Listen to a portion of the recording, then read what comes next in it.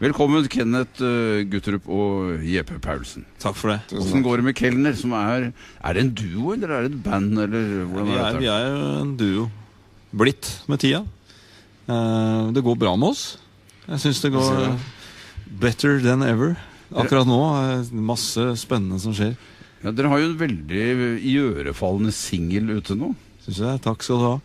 Ja, jeg synes det. Jeg kan ta feil, selvfølgelig. Jeg har tatt feil før, men jeg vet. Nei, vi har jobbet lenge med den. Vi har holdt på med den i 1,5 år. Så nå har den fått den riktige innpakninga. Det tok 10 minutter å skrive den, og 1,5 år å kle den opp. Hvorfor det?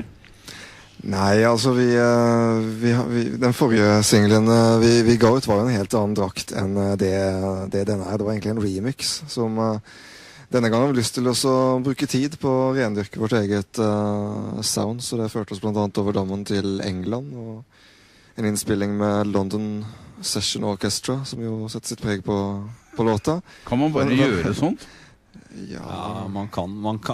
Hvis man har en låt man er villig til å satse på, så kan man investere i en fullblodshest på et eller annet derby også, og håpe på at det går bra. Men vi har veldig troa på låtene våre, og tenkte at nå skal vi finne soundet vårt, nå skal vi lete etter det.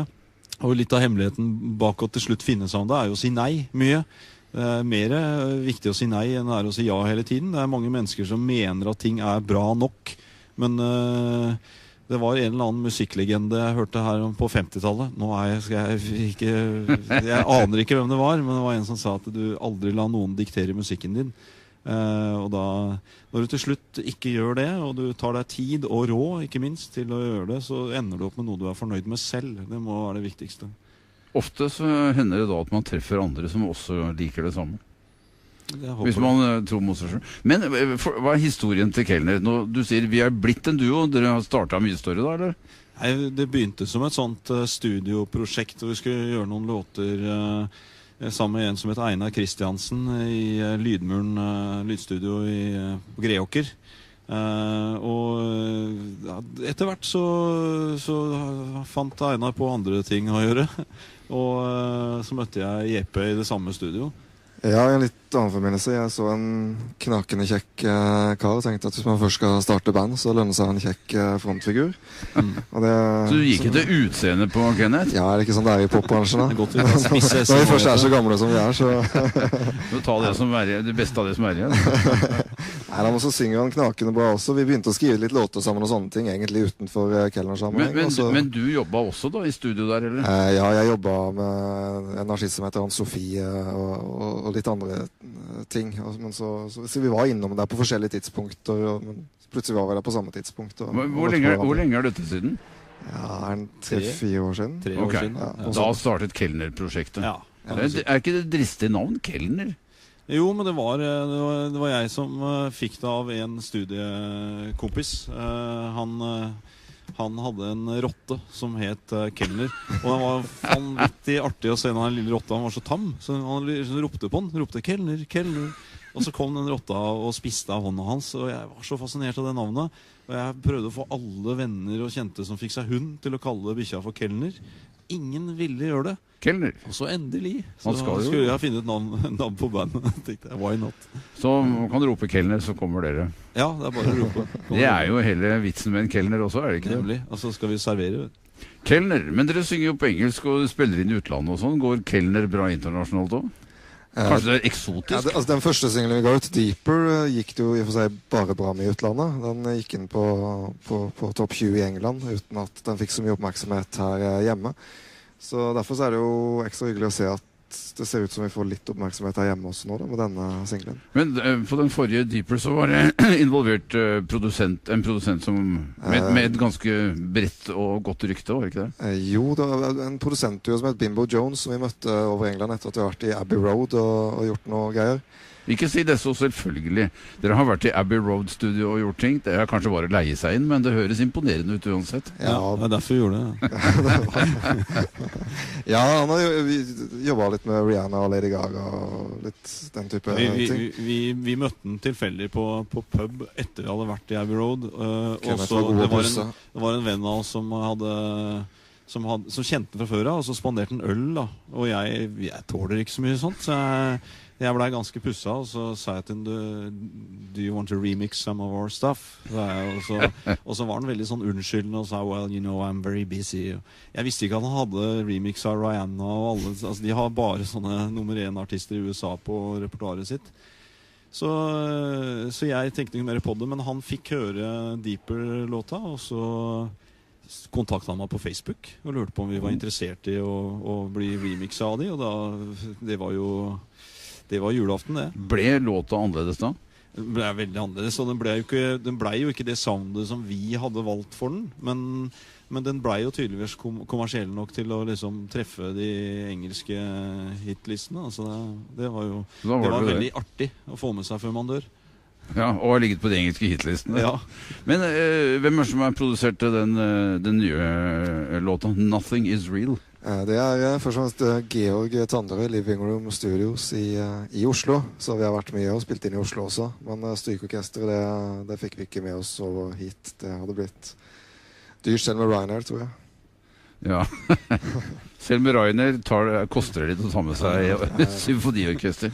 Men sang og sånn er gjort i Norge da? Eller gjorde det? Ja, sang er gjort i Oslo, ja. Med Georg Tanderøy.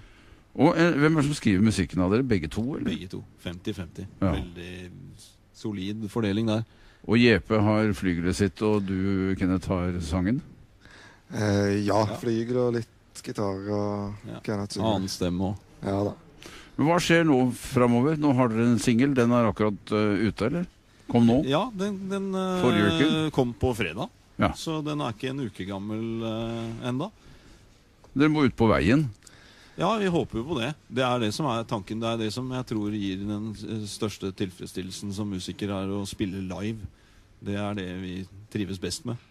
Og dere har et repertoar for konserter og har skrevet mye sammen? Ja da, vi har hatt en del konserter tidligere, så da får vi med oss litt ekstra musikere og kjøre på. Ja, de trenger bare kles opp. Musikerne? Nei, ikke musikerne. Jeg tror det var musikerne. Sangene, ja. Men album og planer og sånn med den nye singelen, litt ny musikkstil også? Ja, vi har spilt inn litt mer enn denne låta, så får vi se etter hvert hvor hyppig og hvor mye. Men et album hadde definitivt vært å ønske etter hvert. I den grad det finnes album lenger? I den grad det finnes album. Ja, det er jo... Det går litt motstrøms, men... Det finnes jo ikke platebransje lenger, ikke sant? Og det er jo et eller annet med... Det merker vi jo, at vi er jo voksne. Vi lager jo ikke musikk for fjortiser. Men det er jo fjortisene som er liksom i høysetet hos plateselskapene. Så det er jo... Det blir spennende å se om vi er ønsket. Det er lenge siden vi var spermer, for å si det sånn. Det blir Paradise Hotel på oss neste år, begge to. Det kan jo være et sted å få litt oppmerksomhet, selvfølgelig. Ja.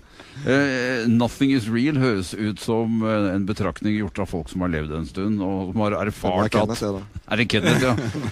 Ja. Så sånn er det. Alt er et skuespill og tull.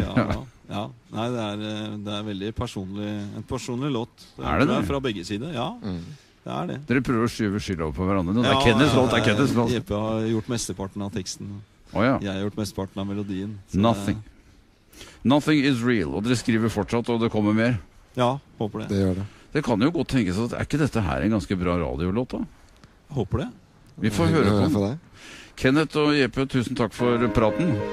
Hyggelig, takk for at vi kom. Her er Kellner og Nothing Is Real. Praktisk talt rykende fersk single. You are like a star in my night. Is there any hope? I am wide awake watching you from my telescope. Can you see me? You're light years away. Still my face is lit and I think it's by your ray. Do you miss me?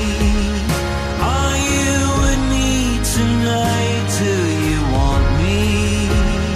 Can you hear what I write? When nothing is real, when nothing is left but the heart that you steal. Are you still with me?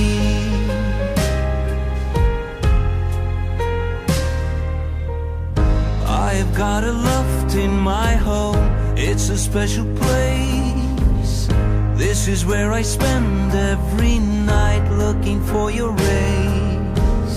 I can't see you, it's cloudy tonight.